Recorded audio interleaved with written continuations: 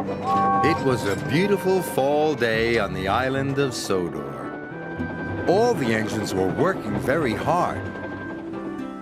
Sir Topham Hatt came to Tidmouth Sheds. He had exciting news. Gordon is to take the new mayor of Sodor on a special tour of the island, he announced. Gordon was thrilled, but then he had a thought. Who will take the express, sir? He asked.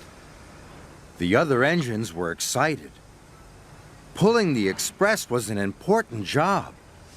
Everyone wanted to be chosen, but Sir Topham Hatt chose Emily. When Sir Topham Hatt left, Emily was very happy, but Gordon wasn't impressed. The express is the longest passenger train on the island, he sniffed. I always cross the island twice by tea time. You'll never do that. I've got big wheels and I'll do my best, said Emily. Big wheels don't make a big engine, boasted Gordon. Everyone knows I'm the best. Thomas thought Gordon was showing off. Twice before tea time, he puffed. That will be hard. But Emily wasn't listening to Thomas. I'm going to be as good as Gordon, she said eagerly, and she steamed away as fast as she could. Emily puffed into Knapford Station. She was looking forward to taking the express, but it was very, very heavy.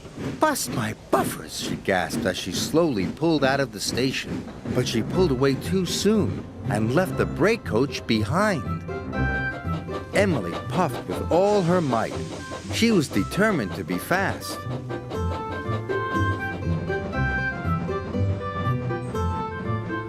Emily had crossed the island once in good time. I am as good as Gordon, she puffed proudly.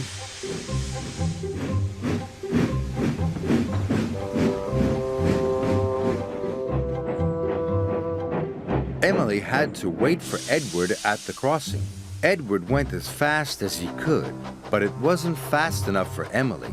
Hurry up, slow coach, she cried, or you will make me late.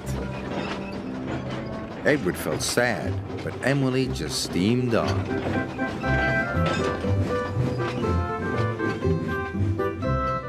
Emily stopped in Maithwaite Station. The express was a guaranteed connection with Bertie the bus. But Bertie hadn't arrived. He had a flat tire and was running late. Emily tried to wait. She counted to 10, twice, but she felt as if her boiler would burst. I'm going to be the slowest engine on Sodor, she cried, and it's not my fault. And she puffed away. When Bertie arrived, Emily had already left. Emily needed to take on water, but James was at the water tower. He was pulling the slow goods train. Emily wanted to go first.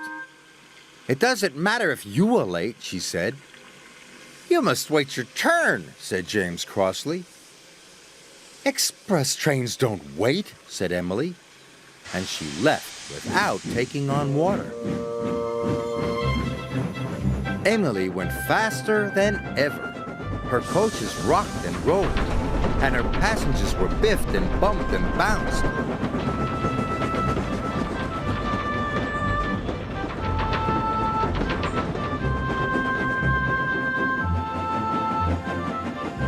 Finally, Emily could see Brendam Docks up ahead. Twice before tea time, she puffed happily. I am as good as Gordon. Then there was trouble. Emily slowed down. What's happening to me? She cried. She went slower and slower.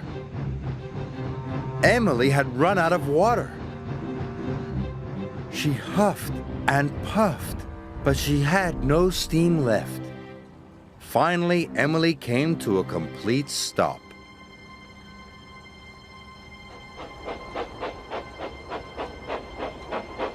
Sir Topham Hatt arrived on board James. He was very cross. You should have waited, said Sir Topham Hatt sternly. And now you have caused confusion and delay.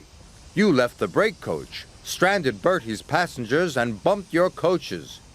You must learn to be more patient. Emily knew Sir Topham Hatt was right. She felt very bad. She was only trying to be as good as Gordon. "I'm sorry, sir," she said sadly. James pulled Emily into the docks. Then he went back to collect the express. Now I need an engine to take the slow goods train, said Sir Topham Hatt. Emily had an idea. "May I take it, sir?" she said.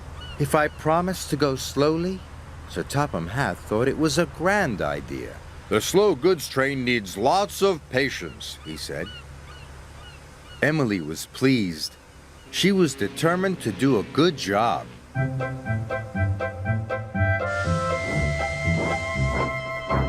So after she took on water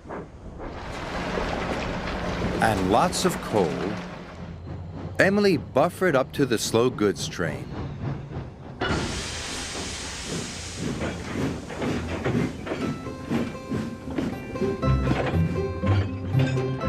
She stopped at all the right stations.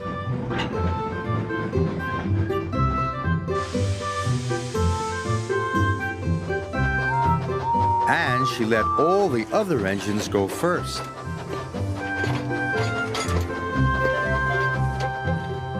She stopped at a signal. Thomas was waiting there. "Hey, Thomas." "I am learning patience," Emily puffed.